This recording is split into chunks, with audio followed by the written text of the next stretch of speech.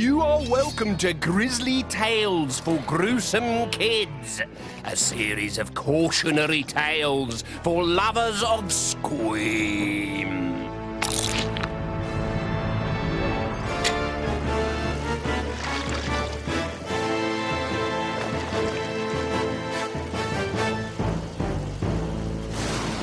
I call this tale William the Conqueror. But I ain't letting on who gets conquered. You'll just have to watch and find out.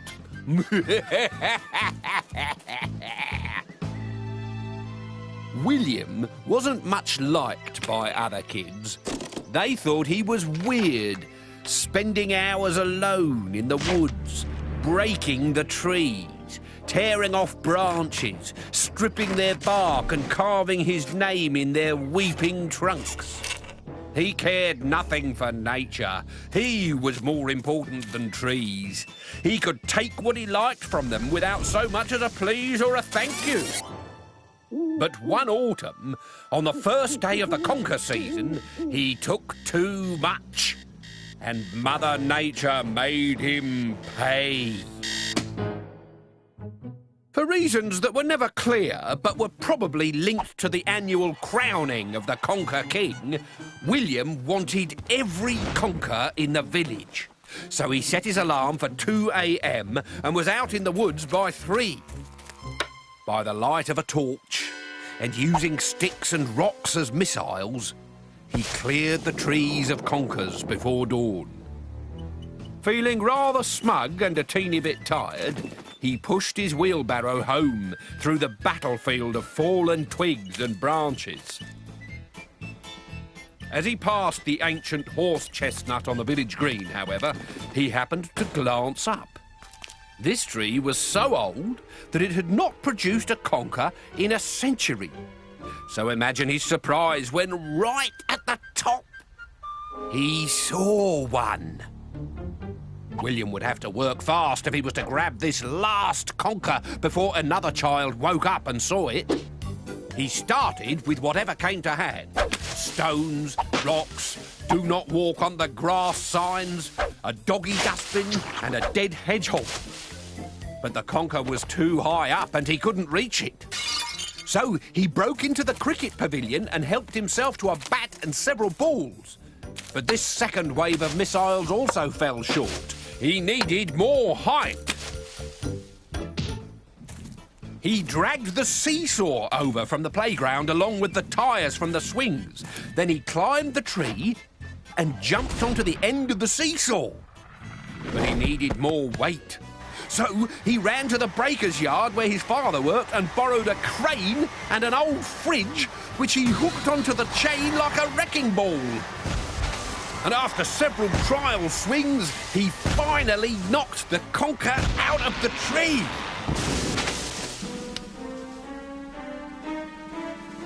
Oh, he said, that's rubbish. The village awoke to find that not only had all the conkers gone, but their beloved horse chestnut lay smashed and in ruins, its dying leaves drifting slowly to the ground like feathered tears. One leaf, however, was blown into the woods, where it settled on a branch outside a treehouse. Inside, there lived a hermit gardener, a withered marrow of a man, reputed to have not the greenest fingers in the world, but the reddest, for reasons that will soon become horribly clear. That day, William was crowned Conker King. But it was a hollow victory. Nobody else had a conker to fight him with. "You're just a greedy spoil-sport," said Ashton Crow. William didn't like him. That night, however, while William slept, an old man with cold red hands climbed a ladder outside his window and tapped on the glass. "Howdy do, young man. Open up." "What do you want?" "I'm a gardener." "A gardener?" "No, Not a gardener, a gardiner. The dinner part's the most important, because that is why I is known to have red fingers, not green, see? I can grow anything, right, so long as it is a giant Canadian conker, which is what I happen to have in this here pot. And I'm giving it to you as a present, like. Is it really big? Biggest in the world, on account of what it eats. What? This here is a man-eating conker.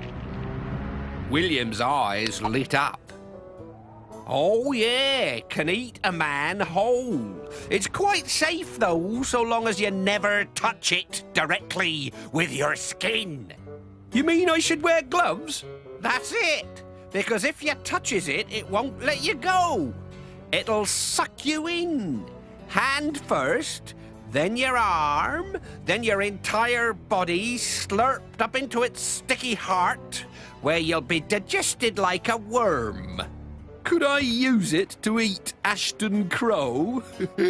There's all manner of uses for the giant Canadian conker. Now, this plant's a bit different from others, right? It grows at night by the light of the moon. So leave it on this ledge and always keep the window open. Grows at night? At night, yes. With the window open. That's the important bit. Happy gardening.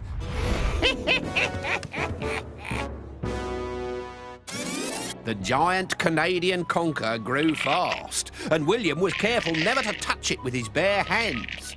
He used his mother's rabbit skin gloves, which mysteriously disappeared on the second night.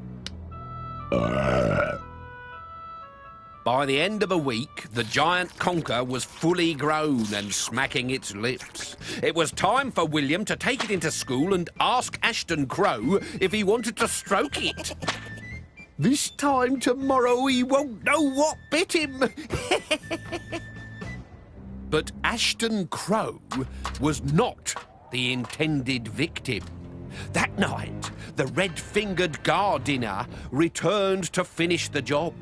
He climbed in through the open window and moved the giant Canadian conker onto William's pillow. Good night, tree killer, he whispered. Then, as he left, he made just enough noise to wake William up and make him roll over. What's happening? What was happening was William had touched the giant Canadian conker. And once touched, a giant Canadian conker never lets go.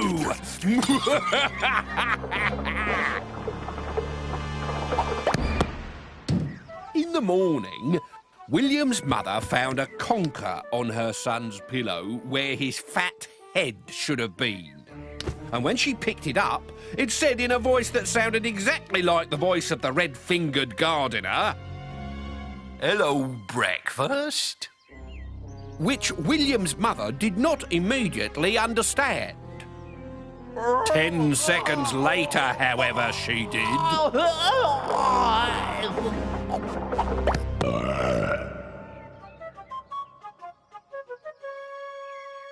I am a jolly gardener with fingers nice and red. From all the blood what's on my hands from conquering kid, he's dead.